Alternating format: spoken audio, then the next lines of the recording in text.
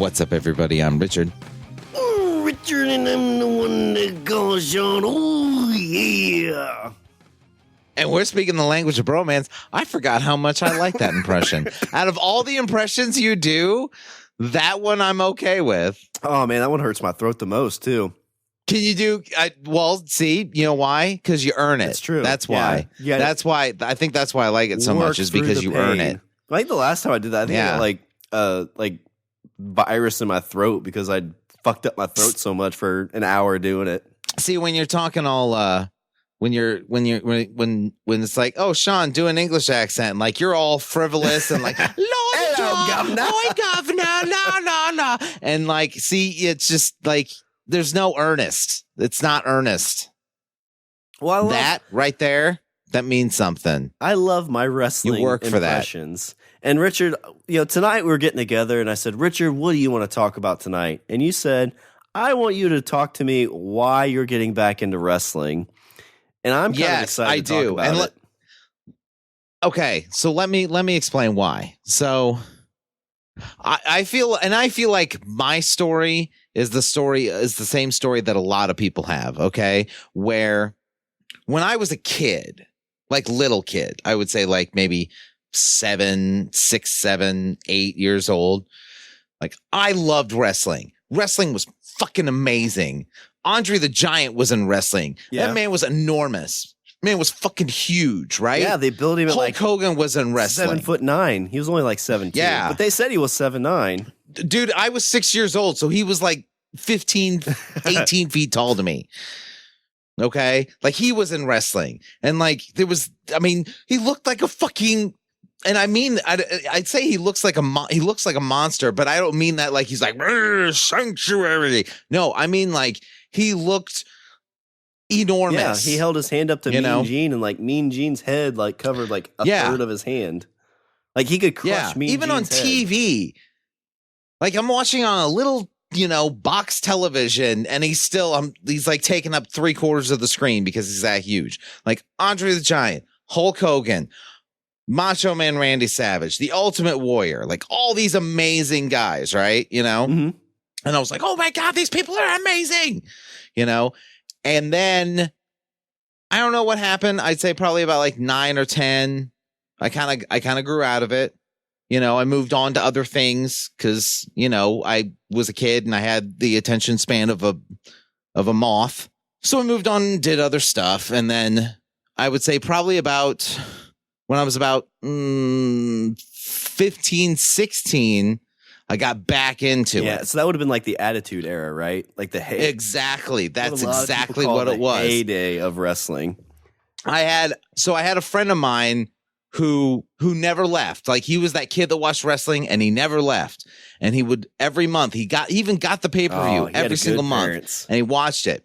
So I was at his house. I was staying over his house one night and there was a match I watched and it was Shawn Michaels. Oh yeah. Versus Mankind. Oh, that was a Shawn Michaels and Mankind. Yeah. And it was. I watched that match. That match just on its own is what got me back in. Yes, that was I was like right after Andre the Giant is when I got into it because I was like 6 years old, maybe like 93, 94. Because fun fact, Richard, Raw debuted on my birthday. I did not know that. Yep, the very first Raw was on my birthday. I think it was 93 or 94. I can't remember which, but that's not why I'm a fan of it, but I love it's the larger than life, the good versus the bad, these characters. And I missed out on, like, Hulk Hogan was kind of starting to fall out, but there was guys like Shawn Michaels who, like, the Heartbreak Kid, like, he wasn't like this big over the top sized dude, but he was, he was like my height, like I am now. Like 180 pounds. I think they built him like 225 probably, but he just felt like a real person. And you got to see him versus the bad guys. And like, I love the characters of it, and that's like, it was built for kids in that era too. Like it was a little bit more PG. Yeah. I love the sports aspect of it, where there's this competitiveness to it. It's super athletic. Like, there's always the whole argument, like, is it real? Is it fake? And like, yes, it's fake. Yes, a lot of it's scripted. But like, when those people are jumping off of things and falling through things and getting smashed in the face with things, like, that's real. Oh, yeah. Like, I'm watching it. That's happening. I loved, they came out with a thing called like Tough Enough, like just on the outskirts of, I remember that. It was like a reality show, right? Yeah. But it really kind of took you behind the scenes a little bit. Like that's where I first learned about like bumps and stuff like that, like how they do things to not hurt themselves. And that like blew my mind. I'm like, oh my, like at that point I knew it wasn't real. Like in the sense of, I understood that the Undertaker wasn't really a dead man. You figured that out. And that broke my little heart. I'm not going to lie. When I'm like, it's kind of like Santa Claus. Santa Claus and finding out that wrestling isn't actually 100% real. Like those two things broke my heart. But wrestling in that era, like you see these, this Tough Enough thing, you see guys doing these bumps and you learn like there's this whole like science, this choreography kind of thing to help ensure that somebody doesn't get hurt. And it makes the matches that more, it's like a ballet. You see these people dancing and doing these choreographed things and they're doing their best not to get hurt. Throwing somebody in the air or flipping around. And it's just, it just added a whole nother layer to it to me. And I always, So going on my storyline, so 93 to like 96, 97, it was kind of more PG and it was up my alley. I bounced between WWF and WCW. And I like that there was the two. I did too. During the summers, I used to go to my grandma's house all the time, and me and my uncle would watch. We'd flip back and forth between WWF and WCW. Or if I was there for the weekend, we watched whatever Saturday thing was on. And I loved it because we both loved this thing. And my grandpa would make fun of us and call it fake and whatever, but he was just teasing. But, it was just kind of a cool little thing we had, like go to grandma's house. Why do you want to go to grandma's house? Because I'll watch wrestling. And, got through 93, 96. I kind of started hitting puberty about the time the Attitude Era happened. So it was right there for me. And that was when my parents got into it too. We used to watch Monday Night Raw all the time at my house. Oh, wow. Yeah. My dad would put his sock on his hand and chase us around the house going, Mr. Socko! But, nice. But what took me out of it, it's kind of unfortunate, really. But when I was in 8th grade, it was like 99, 2000. I was still like super invested in wrestling. That was still kind of the heyday of it. And I was, I had my wrestling shirt on. I think it was a DX shirt. And we were in this it was like our newspaper class, I think. We're all kind of sitting around and we're pitching ideas for, like the worst Christmas presents you ever got. And so we're sitting there, and at this time, like my grandma would get me, not the grandma I'd go to the house to watch wrestling, but my other grandma. She'd always get like everybody like a lot of small knickknack things. And they're all kind of like very little kid, like, you're 12, 13, you're like, well, I'm ready for big kid stuff. And we're sitting there and I say, hey, like one of the things my grandma gets me is all these little kid things. And the kid across from me, who was my arch enemy, Richard, like if your arch enemy was like, I'm a face and he's a heel in this world wrestling of junior high. And if there was a match, it'd be me versus him in the main event. Like this was just a kid that we didn't get along. And so we're sitting there and he was kind of the class clown and he's like, oh, like that shirt you have on, did she get you that? And, 13-year-old me is like, what, this wrestling shirt? Like, this wrestling shirt's badass. What are you talking about? And I had that moment, I'm looking around, everybody's laughing with him at me.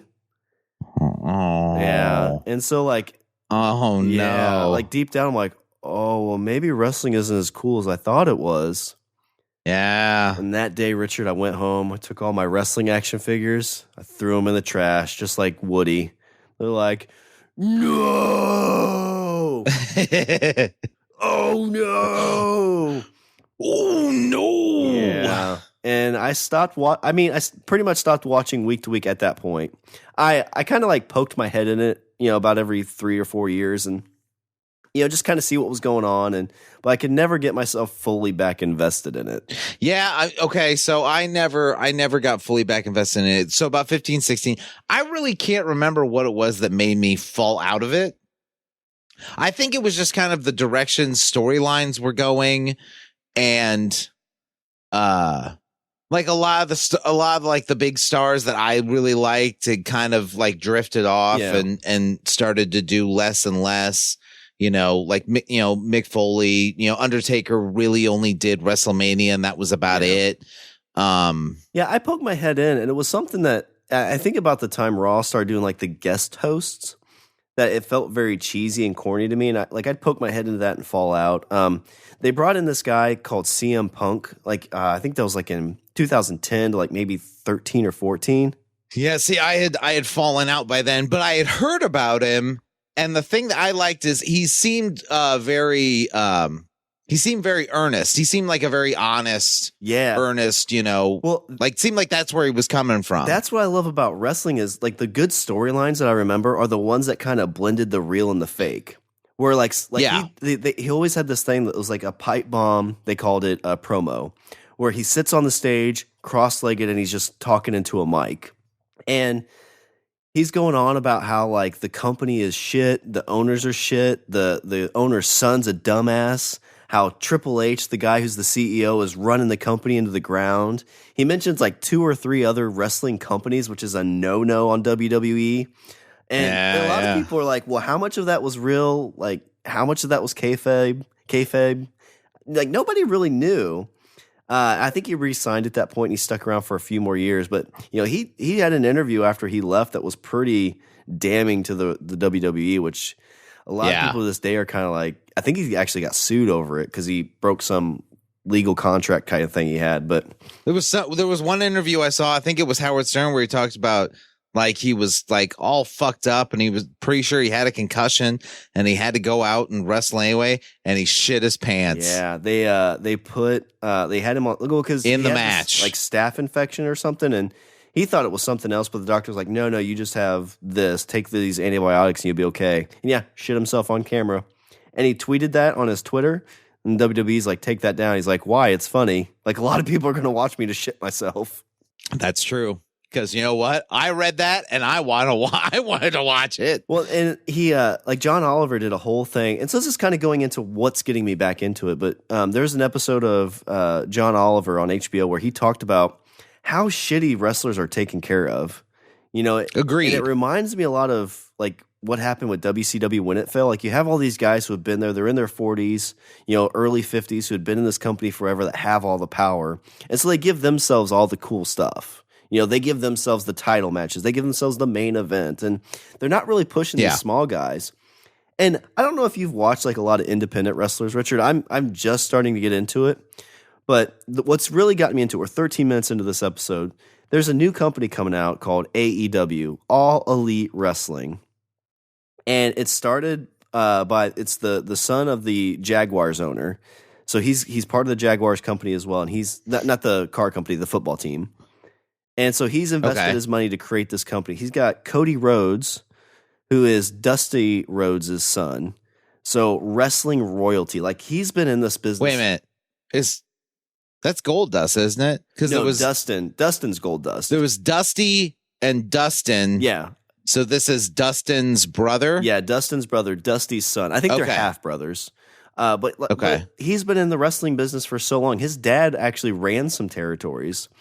And so what he's got with some other guys, Young Bucks is a group of independent guys who supposedly were offered millions of dollars to go to the WWE, and they said no. No, can't call it WWF anymore. No, otherwise you'll make the pandas mad. Yeah, pandas will give you a chair shot. But they said no to that. And there's another guy who's huge, Kenny Omega. He's huge in Japan, and a lot of people are like, I bet he's going to go to the WWE. And he said no to it too because he wanted to be part of this company, AEW. And you and I are both like, I'm a big underdog. I'm a big indie fan. Like, I want to find music. I want to find movies. I want to find podcasts and stuff like that aren't mainstream. Because I feel like when you get mainstream, it becomes cookie cutter. Right. And I would say definitely, like, I mean, with music and movies and stuff like that, like, I would say that, you can, like larger companies can still put out decent product. Like, we'll take Disney, for example, but there's still an opportunity for other film studios to release a good movie. Oh, yeah. But in the case of wrestling, you had WWE, and at least in America, you had WWE and that's it. And I think I think that's the problem. And I think that's what has hurt. I think that's hurt the industry as a whole. And I think that makes the wrestlers for that all the more, beholden and willing to, work themselves to exhaustion or to the point where they shit on camera. Yeah, well, and that's what sucks about WWE is they're the only, like, you say, like, there's only one big Major League Baseball league. But you know what, Richard? They have a union that helps protect them in this situation. I don't know if they need it now per se, but, it doesn't hurt them.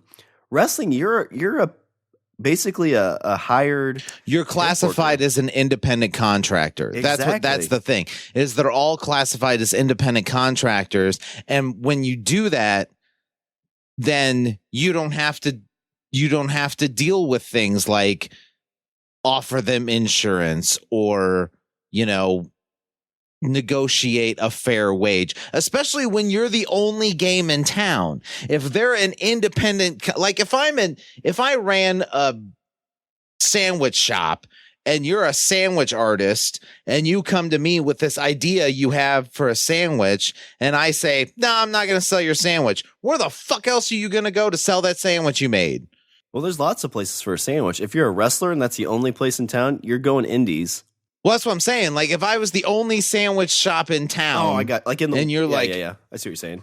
Like, there's no place else to go. You either come to me to try and sell your sandwich, or don't. Yeah, or on your own on the corner, where you're probably going to get kicked off of it by the other company. What's cool is AEW's coming around, and they basically have hired all these really cool independent guys. And they're giving them well, first off, they're part of the company. Like, they're hired on as part of the company. They have their health insurance. They have all this other stuff. They're getting paid good wages. Oh, nice. And not only that, like, the other thing that a lot of people, and I kind of feel like I got this. So let me back up. So about a year and a half ago in 2018, I was listening to a couple podcasts, and I was like, oh, man, I really miss wrestling. And I would always have this kind of, about every 2 years, get that feeling of like, man, I just really miss wrestling. See, that's I haven't gotten that feeling. So explain. So this is where our paths diverge. Mm-hmm. So this is why I'm saying, like, you're telling me you're getting back into it, and I'm saying I'm not there, and I need you to tell me. You don't have to pull me onto your path, but at least tell me what's making you want to go down that fork in the road. So what I loved about wrestling is it was this huge, because I love to create things. I kind of love to imagine and pretend, and wrestling gave that to me. Like, I think up until the point I was probably 13, like that point I got made fun of for my shirt. I had a few wrestling action figures. I would put on promotions on the couch. Like, I would have matches set up. I had belts made, and people would go for the titles and stuff like that. And, like, it would be an ongoing thing. Like, so-and-so won the title one night. Well, the next night, the other person won. Laura, he's playing with the figures that don't have shirts again. Laura, he's got the Barbies. God, they're action figures. Whatever. Put some clothes on your action figures there, son. That one's not even wearing pants. His balls are showing, Laura. That's not anatomically correct. No man has balls that big, Laura. Vince McMahon has the big balls like that, John. That's right, Laura. I'm Vince McMahon, and I've got huge balls. My Vince McMahon's pretty good, I think. but yeah, I'd put on these whole thing, and even before I had action figures, I used to get up early so back when we lived in our old house, when we first moved there, we only had like a handful of channels, and even when we got satellite, it was a battle between me and my sister on who would get up first to get the remote. Because for some reason, there's this unspoken rule of whoever got the remote got the TV. I think that's an unspoken rule in most places that you had siblings, because that was the same way in my house. And there'd be times she would get up like in the middle of the night and just sleep on the couch holding the remote, which I was like, that's bullshit. Yeah. That's shenanigans. Because there was a couple times I caught her. That's camping. Yeah. Go camping. I'd take the remote from her hand and turn on the TV. Like 2 hours later, she'd wake up and be like, I had the remote first, Mom. That body slammer. But I would get up early to catch, because they used to do, on more local channels, like WGN would have like an hour special of the WWF, kind of like a recap of what happened that week. And I would be in the living room, like with the pillow, body slamming it, jumping it off, elbowing it, like, to have a fake belt or title that was my belt, and I'd act like the champion, because it just, again, I have 3 sisters, so I did all this to them because I was a terrible big brother. I think I super kicked my sister once. And then they cry, and then you're like, shh, no, it was in front of Mom. Don't tell Mom. Don't. I felt cool for like a second, and then Dad came home. But it's, again, just like if I followed a path, I think I could have gotten into the wrestling business. Like, I feel like that's something I would have had fun doing. But again, like in my age and my era, it's like that's something you just don't do, especially like knowing like what they go through now.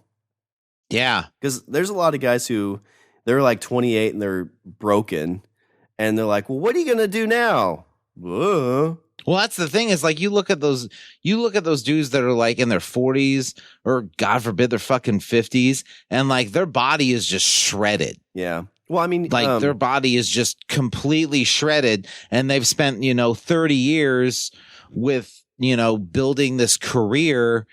And like, what else can they do at this point? Yeah, well, they don't have any savings accounts, kind of thing. Like, there's no 401k that they're getting from their company. AEW is different now, but and this is where you talk about like the wrestler shows this. It's like guys at these wrestling conventions, or these little things with these poker tables with homemade VHS tapes are trying to sell for like $20. But like you look at, I think it's a little different now. I feel like at least some of those guys can go to bigger cons and like get some notoriety from it. But with AEW, like they're paying their guys. They're actually giving them the opportunity to do what they need to do, which is, again, another reason I really like it. But it goes back to that creative side of it that I love characters, and I love people who get to experiment with their characters and do these cool things.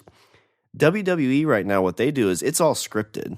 Like you read from a script and you don't deviate from that script. There's no input to you or the character.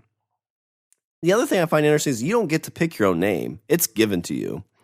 If you look, the days of wrestlers coming into the WWE with like Chris Jericho or Shawn Michael, like it's my name that I brought to the company. It's like, oh, hey, you're a really cool independent guy, Bob Bonerson. We're going to change your name to Greg McMichaels or Greg Jones. Now, that's not my name. Well, no, that's your name. That's your character. You're Greg Jones, damn it. It'll be amazing. But what I love about AEW is these characters, they're their own, and they get to play with them as much as they want. Like you watch, so instead of it being this whole like very orchestrated promo where there's like, high level production value, these guys are just recording stuff like on their phones or on their, webcams, and they're posting that as their promo. There's a wrestler who just left the WWE and is going into AEW. His name is Jon Moxley. He was Dean Ambrose in WWE, asked for his release, or he let his contract run out, and he signed with AEW. He did an interview on Chris Jericho's podcast, which was super telling of how like a lot of people I think feel in the WWE. And in AEW, he's getting to be his own character, and he's getting to play with this thing instead of it being, hey, so I don't think you listened to the Jericho podcast, but he came up with a couple of his friends, and one of his friends got real life cancer, and he had to leave for a little bit. And I guess they wanted him to say a line because he was going to fight his other friend, so it's basically 3 friends. His one friend's out with cancer, and he's going to fight his other friend that's still in the wrestling right now. And they wanted him to say a line that was essentially, I'm going to kill you in the ring, but God's going to kill Roman Reigns, which is the guy who had cancer.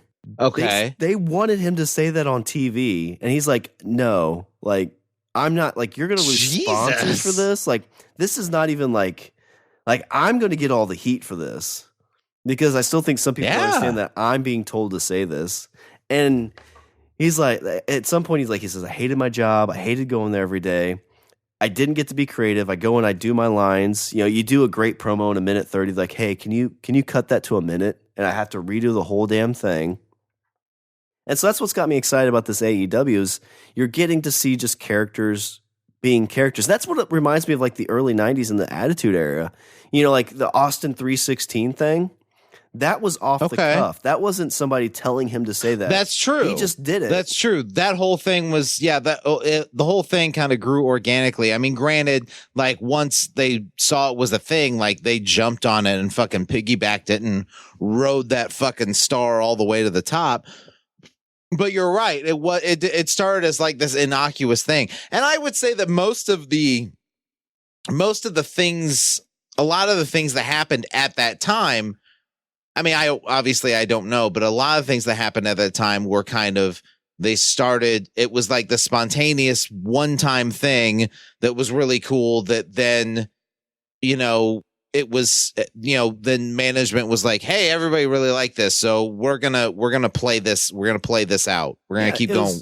We're going to, It was playing off the audience. What the audience like, instead of you got the next 3 weeks scripted out, and if something doesn't work, well, we've already got this written, so we got to keep going with it. And I would say, okay, like with what you're describing now with this AEW, I would probably say, I would think that, I mean, obviously, like, I feel like it's true of any profession. If you're doing something that you really want to do, and you're, and you feel like if you feel like you're being treated fairly in your job, you're actually going to fucking perform better at your job. Yeah. I mean, that's like, you look at WWE, I guess like in the 90s and stuff, there was WWE, WCW. So, if you're a part of WWE, you're like, I believe in this company. I want to beat WCW, and vice versa. But now it's like, well, I don't really believe in WWE, but what the fuck else am I going to do? Yeah. And so all these guys are going on and not only being treated better, they're being given the creative license to do kind of what they want. And if and that's the other thing is like when I would think that these guys, since they feel they're in control of their own, if they're in control of themselves and their own character and where they go, like I would feel like I feel like that would kind of translate into a better performance. Oh yeah. Because they're more, or because they feel more, they care more. They feel more earnest about it. Yeah, and what really made me think about, like, what's a good comparison? To me, it feels like those bands that they have that real, like they're really big. They have a lot of indie following, and then they get signed to a record label. First album, I think they usually leave you alone a little bit, and it pops. It goes crazy. The second album comes out, and the record company's like, okay, great. That one went triple platinum. We're gonna tell you how to do your second album because we know what we should be doing. And now you're being told what kind of songs to write, what order to put them in, and you're definitely getting put more into this cookie cutter type of scenario.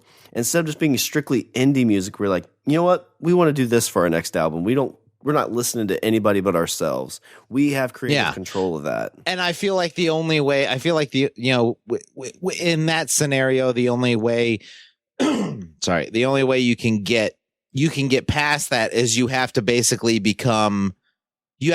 hit this like superstar status to where you kind of can get your creative control back. Like the best example I can think of is like 9 Inch Nails. Like Trent Reznor, had his music, and then, he popped big, and then eventually he himself got so big that he was able to get his own, basically get his music back.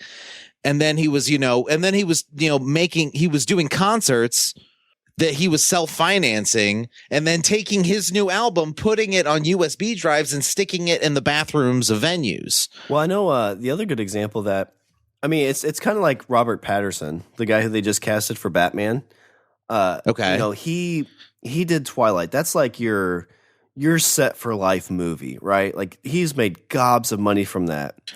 And afterwards, you didn't hear much from him because he was producing whatever he wanted to produce. He'd act in whatever he wanted to act in.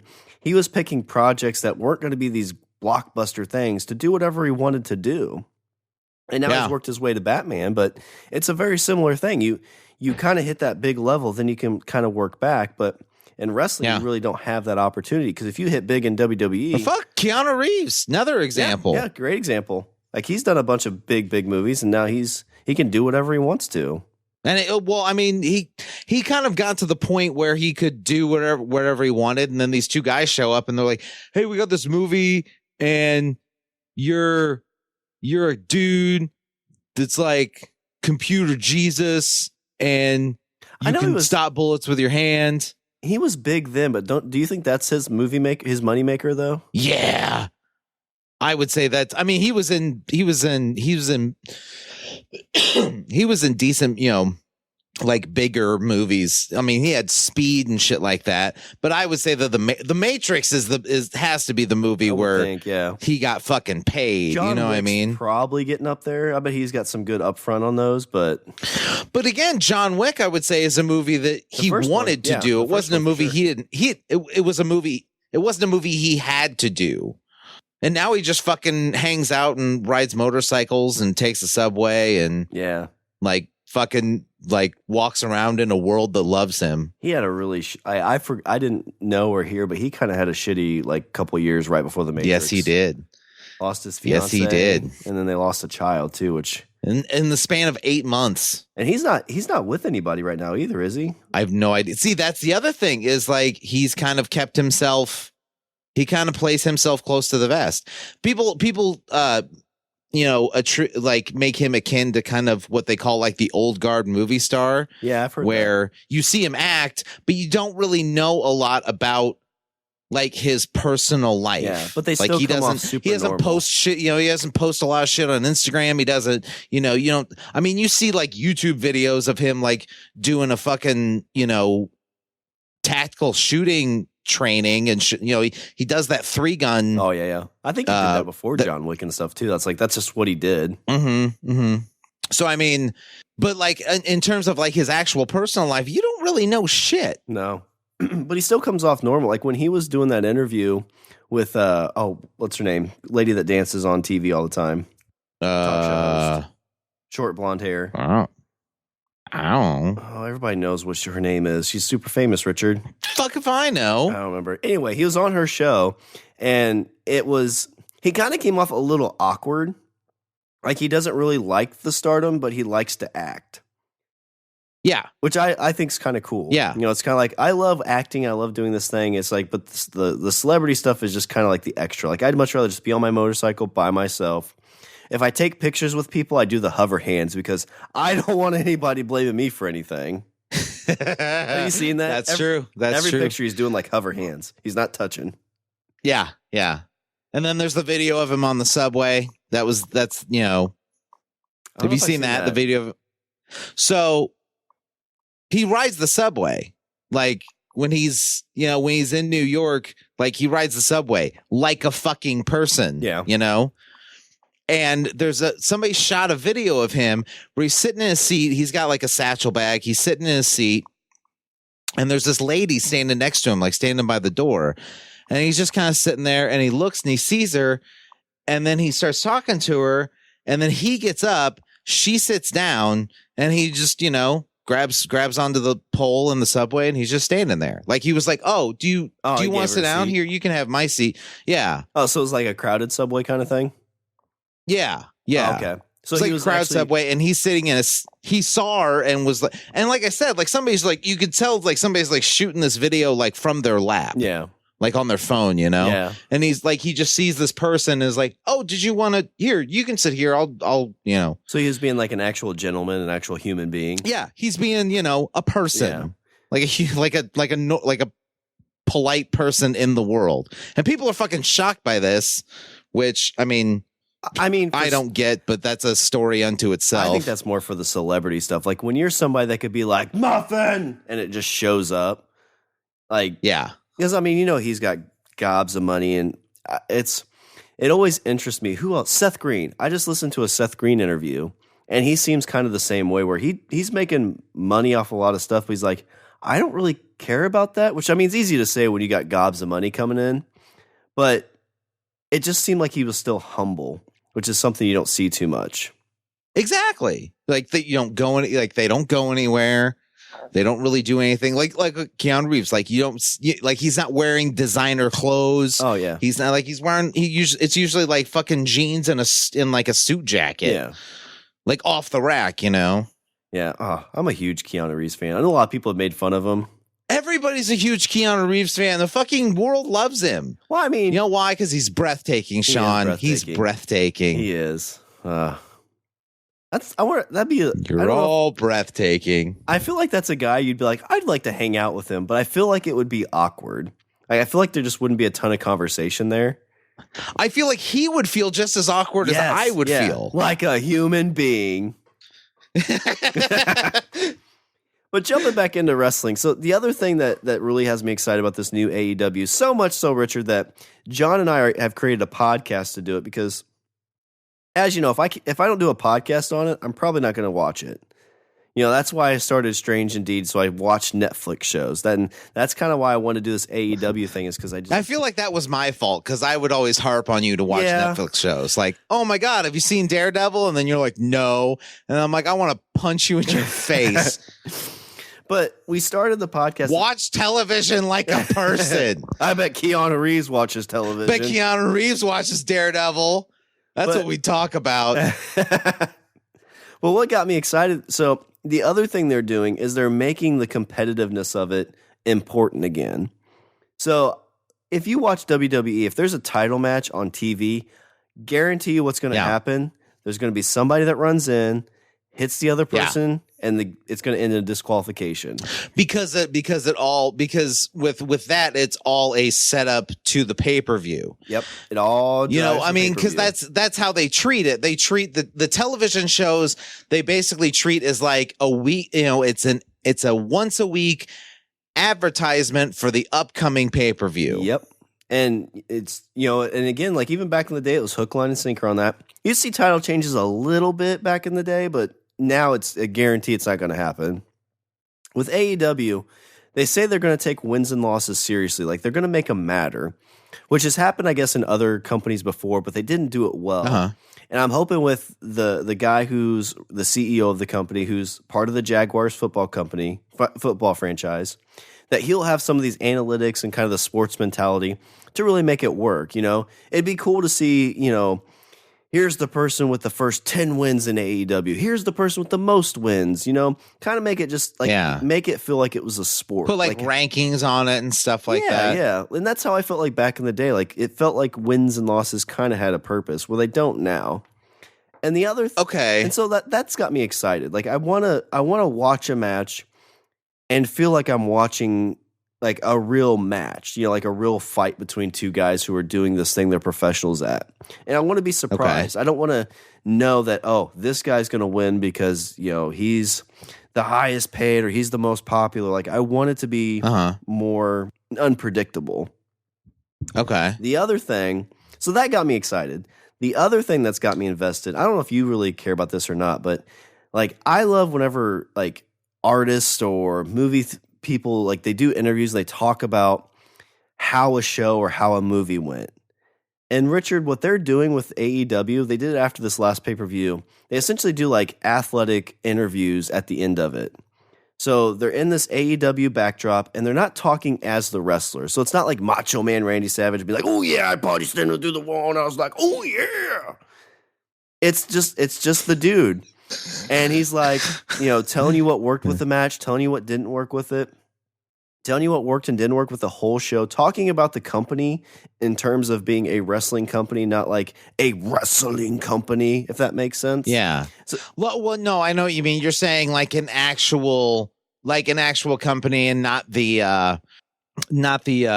using the company as a plot device. Exactly. Yeah. Like he's not doing there to get the next match. He's talking about like, like we had these ideas for this type of match and, we wanted to do this, but we didn't quite think it would work. And so we did it this way. And, it's kind of like whenever you talk to people about like a movie, it's like, well, why'd you make that choice in that specific scene? Like when they're talking with Tom Hanks, they're not talking with the captain of the ship that got kidnapped by pirates, He's not sitting there being like, well, the pirate came on the ship and I thought I was going to die and I thought of my family. It's him talking. He said, look at me. I'm the captain now. Yeah. And I don't know. So, Tim Allen, tell me, when you're playing Buzz Lightyear, How does that feel? Do you feel like a space ranger? But it's just the more like, this is why we made these choices. Here's our thoughts of what we'll do with this company. And it treats wrestling like everybody knows what wrestling is now, I think. But sure, the product itself is making it seem like it's real enough. And then they're giving you the back kind of, behind the curtain, how the sausage is getting made to kind of pique your interest on that. So they're kind of mixing the two. So this is, so you're saying that this is, because I didn't know where they were in this. So you're saying when did it actually start? Like, when did the whole thing kick off? So in 2018, Cody Rhodes, the Young Bucks, these are the guys who really kind of started forming what would become AEW. Okay. Kenny Omega as well. So what they did, and this is, I mean, if you want like I don't know, redemption or, an indie, underdog story, these guys have it. So, Cody used to wrestle in WWE. He didn't like the gimmicks he was put in. He felt like he was getting screwed around. So he left and started doing indie stuff. The Young Bucks were guys who were offered a huge contract and turned it down. And Kenny Omega was, I think, in the same boat. So they get together and they say, we're going to do a one-night pay-per-view in Chicago, Illinois. It's like a 10,000-seat arena, and they're going to call it All In. This isn't associated with AEW or anything at this point. AEW doesn't even exist. Like, there's not much rumbling about that at all. Okay. And so everybody, and I think even Vince McMahon is like, there's no way they'll sell that arena out. 10,000 seats for an indie show, never going to happen. Richard, it sold out in like 56 minutes. Wow. So holy shit. And that was with no matches announced. So they had no card whatsoever. So they sell it out. It does really well. The pay-per-view was awesome. And so they say, okay, that's when the wheels start turning, and that's when you hear about AEW getting put together. So that happened, I think, like March or April of last year. They started talking like in the midsummer, fall, that they're going to start this company called AEW. And they get it together. You start hearing all these wrestlers that are getting announced, and they're still doing their own indie shows. And then in April, was it April? April or May, they did their first actual AEW pay-per-view. And before the Double or Nothing happened, they announced that they had a TV contract in place. They're going to be Yeah, so they're going to be on. So there's a TV show, and up to this point they've had one pay-per-view, or has there been more than one? They've had one. So there's no show that's aired yet. That's going to happen in the fall. Oh, okay. But they've had one pay-per-view in Vegas, and they had a free one. They did a free pay-per-view, Richard, called Fyter Fest. Oh, wow. On Saturday, I think it's the 29th, 28th, somewhere in there. It's the last Saturday of June. Okay. And so they did the one pay-per-view. So they put those tickets on sale, and I think they sold out in like 20 minutes. It was in Vegas. My wife and I had the opportunity to go. We could have got seats for $13. Really? Yeah, she said no. But at least you're not bitter, because I'm not reading that on your face at all. I rubbed it in her face a few times. But they had the next one, Fyter Fest. But so this is all. So they're going to do. They did Double or Nothing. A month later, they did Fyter Fest. About 2 or 3 weeks after that, they're doing one called Fight for the Fallen. So another pay-per-view, which all culminates in their last pay-per-view before the TNT show starts, which is going to be like October. I think some people are thinking like sometime in the fall. And they're calling it, they're going back to Chicago to the same arena they sold out, and they're calling it All Out. So again, these are kids. This is a company that shouldn't be doing this, right? Like, you're going up against AE, or you're going against the WWE. Like, who can do that? Right. And at this point, like, the only actual advertisement you're doing is like whatever presence you're putting out online, coupled with, probably like some flyers and shit like that. Dude, these guys they've got, Cody has his own, I think it's called the Nightmare Family YouTube page, which is huge. And the Young Bucks have the Be the Elite one, which is huge too. And that's where all this is advertising is going. They're using this social media campaign like you should. They're giving you a little piece behind the scene. They're giving you these promos, these, skits and stuff that they're doing. And so this all culminates into All Out. And All Out went on sale, I think, mid-June. And this is the last pay-per-view before the TV series starts up. The TV show starts up. So the show is going to be on TNT. The TV show will be, yeah. I don't know the TV show will be on TNT, which is funny because WCW used to be on TNT. Yep. They wanted to bring wrestling back. And what's going to work? So WCW, what their biggest pitfall was, is they were owned by the Turner Company. So they didn't get like any revenue from the TV show. All their revenue came from live shows and pay-per-views. But AEW, they're doing like what WWE is like they're selling their rights to TNT. So they get a split of the revenue, which will really help them. Uh-huh. So All Out, Richard, they went on sale for those tickets. How long do you think it took them to sell out? Well, you said the first one sold out in 56 minutes, and that's with no, it was like that's all they're doing is this. Like I'm gonna say half the time. So you said 56, so I'm gonna say 20 or 35 minutes. It was 15 minutes. Holy fuck! They sold 10,000 seats in 15 minutes, and they said that they could have sold out like 3 times over with the number of people in line trying to get tickets. That's fucking crazy. Yeah, so it's got some buzz. And I don't know, I mean, secondary tickets, in the secondary market are probably way up right now. But, like I said, the Double or Nothing, like 2 hours before the show started, I could get tickets for like $13, which is probably what will happen here. I'm sure there's some people that bought them just hoping to, cash in on the the hype of it. Yeah. But that pay-per-view is going to culminate in their first ever world champion, which it's Adam Page versus Chris Jericho. And then it's going to lead into this TV series.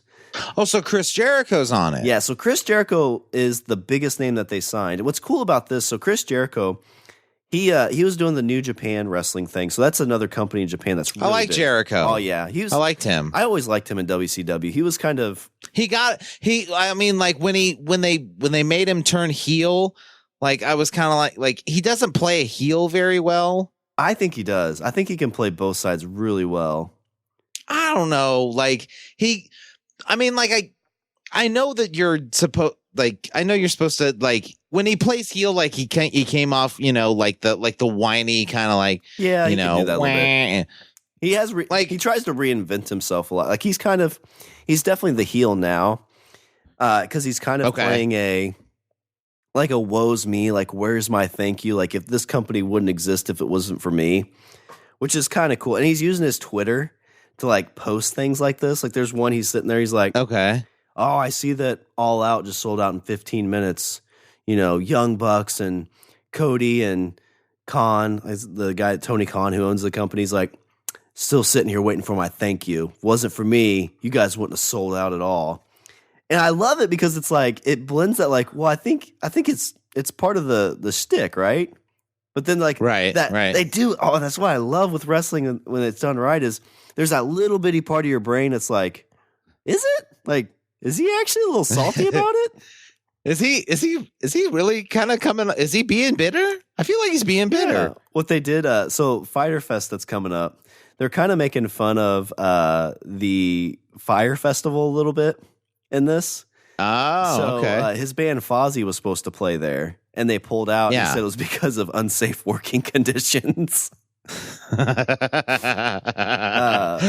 But yeah, so the character stuff, it culminating into that TV series. I still don't know when the TV series is going to, like, what date and what day of the week. Okay.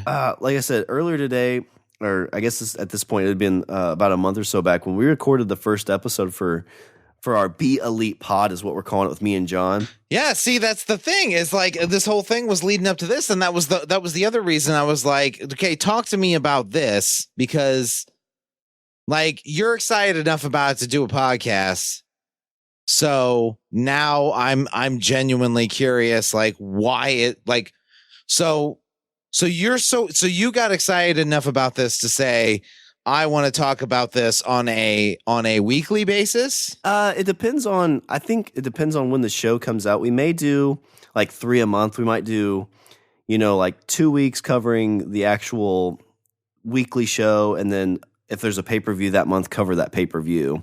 Because right now, while it's going on, there's just like one pay-per-view a month. So we've got enough stuff to cover, I think, weekly to get to the last pay-per-view, because we'll kind of review the ones that have already happened and the ones that are coming out. So we'll be about semi-weekly up until the TV series starts up. Okay.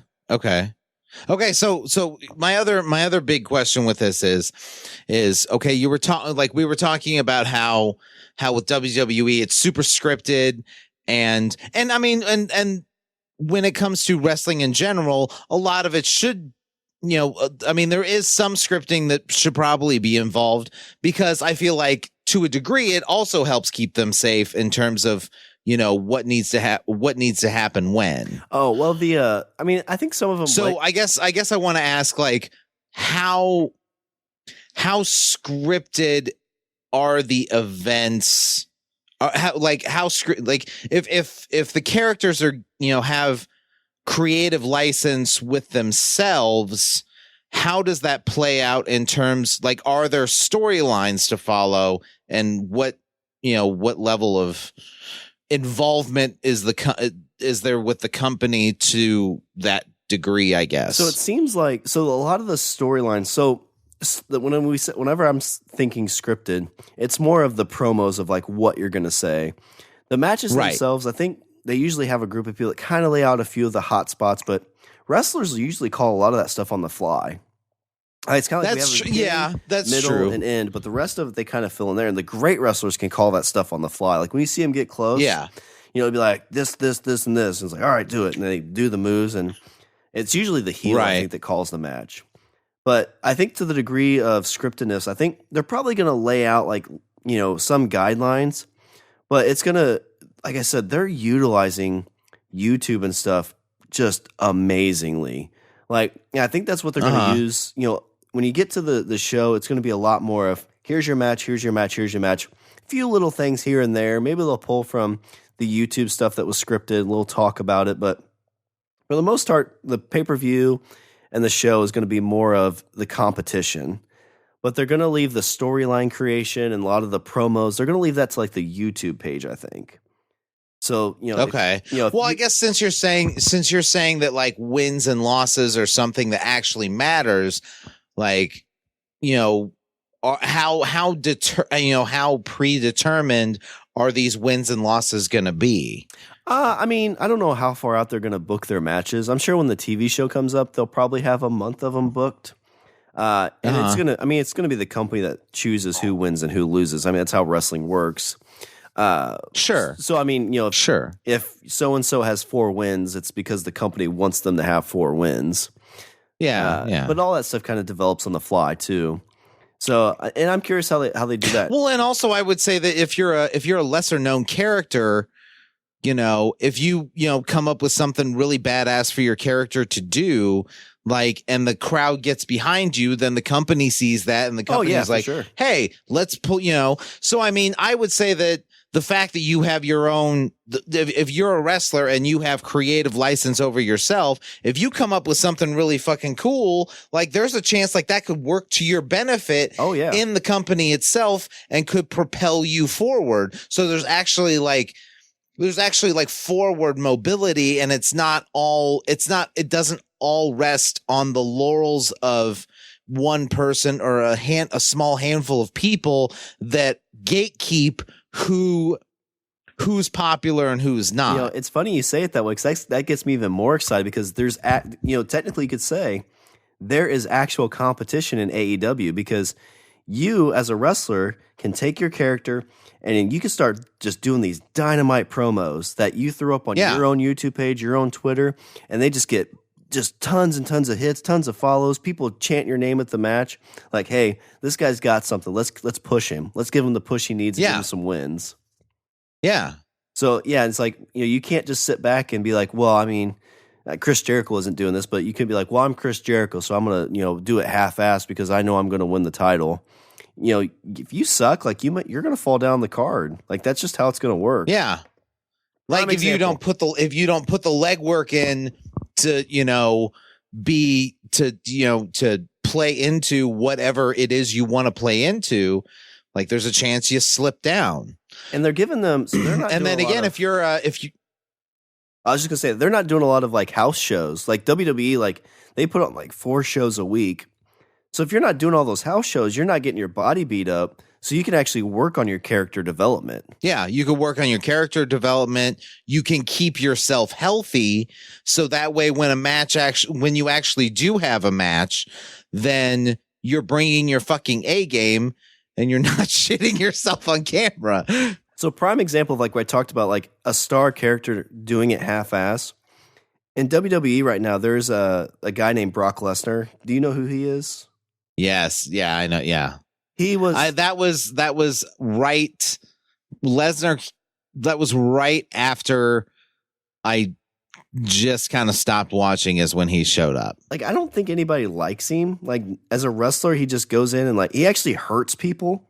Like, people don't like to wrestle him because he comes off he comes off as like an actual dickhead. I think he is. And I'm not saying that like, oh, his character's a dickhead. I'm saying he himself comes off like an actual fucking dickhead. And I don't think this is fake because, I mean, like when he was champion, he didn't show up like until pay-per-views, like 3 months down the line. Well, plus he did, he did UFC fights and, So it's definitely. I think that was his thing. Is he came in from UFC and was like, I think he had this attitude of, I did real fighting and then you fuck, and then there's you fuckers. And then Vince McMahon gives him like he's got to do like 6 events a year, gets like $60 million. I don't know what it is. It's a ton of money. Like wrestling money, it is a lot of money to do practically nothing.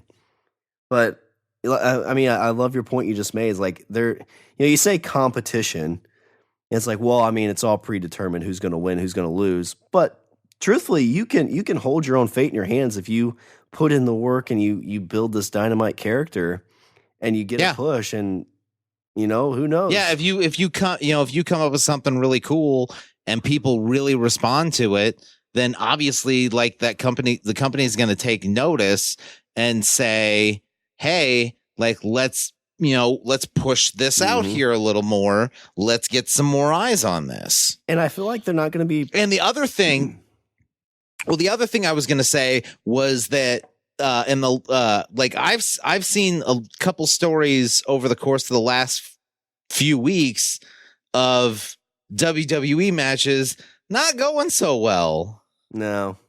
Yeah, they're not.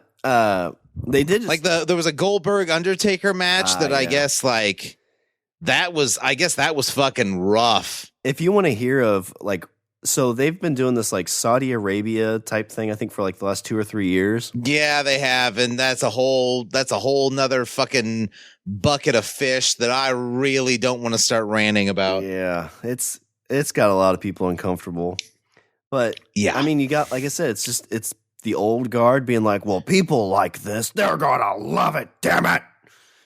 Because I don't think it's the old guard. I think it's corporate saying, hey, they're giving us a fuck ton of money. And then they're going to the old guard wrestlers because obviously like that's what those people want to see. Yeah.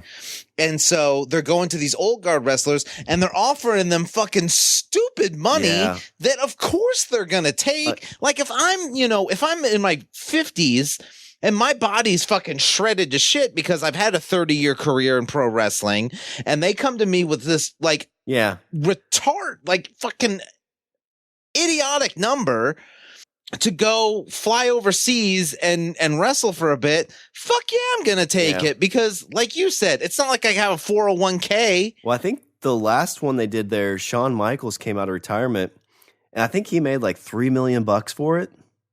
Yeah. And I don't know where he's at in life. Like he's not married to the CEO's daughter, so he's not pulling in, CCO or whatever he is, money. Yeah, whatever. It's like I could use $3 million.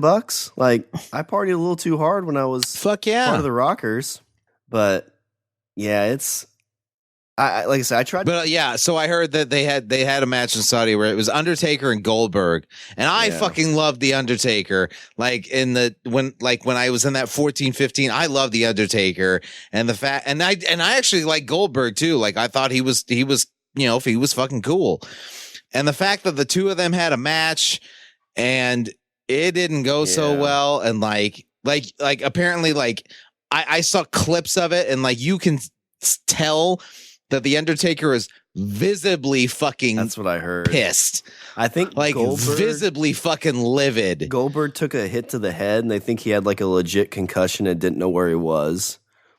Yeah, but like it went bad. So like it didn't look good. The other thing I'll tidy up as we're closing out on this is what I think AEW is going to do too is when you go to watch a pay-per-view or the TV show, you're going to get lots of wrestling, like back in the day, like match kind of thing. Yeah. When I tried to get back into wrestling, I was watching WWE, like you would legit turn it on and it'd be like 40 minutes before the first match.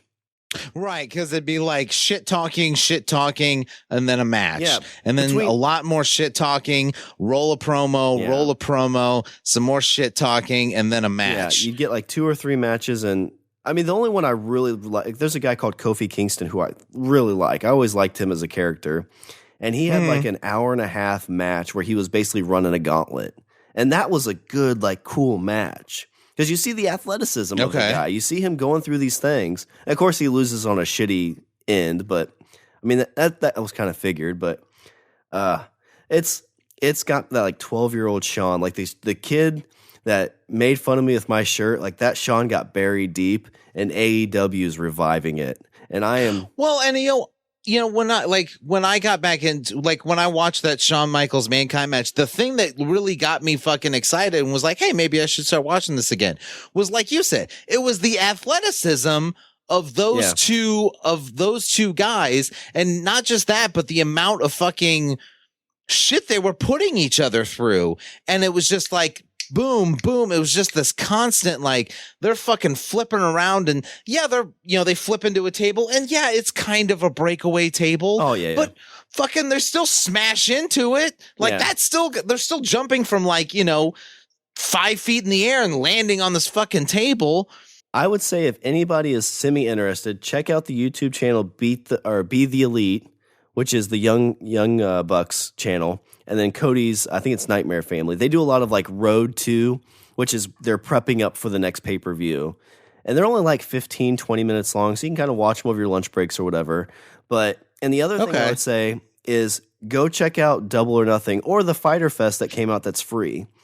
Give those a watch. And if you're like, no, this is still not for me, then no harm, no foul, but give it a shot. Because I really feel like this is going to be a thing that in like 2 years, people are going to start coming to it even harder than they are now. And be like, why the fuck haven't I been watching this since day one?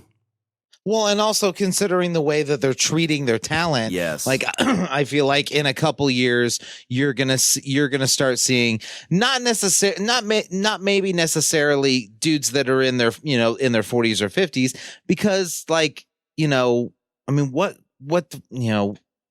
can they do? Like, I feel like a lot of those older guys are probably gonna stick with where they're at, just because they don't have the body to go through a regular schedule. But I feel like you're going to start seeing a lot of what you would call then the up and coming stars. I feel like those are the ones that are going to start leaving in droves and saying, well, fuck, I can do this. And like, it's better for me financially. It's better for me on a health, just for my own personal health and safety. Like, fuck yeah, I'm going to do this. So like, I would encourage all wrestlers to go there, and I would encourage people to watch it because of that. And also the fact that I think fucking Vince McMahon is a douche and a half. Yeah. It's like, I've seen him in actual interviews, and that dude's an asshole. Yeah, I've heard some stuff about how he treats people behind the scenes. Like, he's always in the gorilla position, which is it's a position basically by the curtains. And, the announcers, he'll be like right in the ear, being like, God damn it, why'd you say it that way? That's not a fucking elevation. God damn it. But I'm excited for AEW. A lot of people are trying to move over there. And if anything, like you said, hopefully it probably won't happen in a couple years, but if AEW is basically sticking around, like it's sticking around, it's not going anywhere, you know the WWE is going to have to change their model, and they're going to have to start doing some of the same things. Which is even better. I feel for just the industry, and for the people that work in that industry. But all right, Richard, as we're tidying up this bro wrestling, I hope I at least interest you in checking out Be the Elite and the Cody Nightmare, the Road 2s. And hopefully talk to you into checking out Double or Nothing. Or if you want it for free, Fyter Fest, to see if AEW is in your blood. Because, Richard, like I said, I'm doing a podcast with John called Be Elite Pod. Check it out now. It's going to be on iTunes, Apple Podcasts, Stitcher, all the places you can get Language of Bromance. You can get that podcast. But as we're tidying this up, Richard, oh yeah, brother, what's your closing thoughts? Okay, so I would say, did you convert me into being a fan? No. But you did convince me to at least go look. You did do that. I started this thing, I figured we were going to talk about it and then I'll move on with my life. But I will say that I will at least give it a shot and give it a look. If not for but I will say that even if whether or not I like it or don't like it, or whether or not I continue to keep watching or not, I will say that I wholeheartedly support them in the way they're treating their talent. I think that that's a good and decent thing to do. And I hope that they are successful.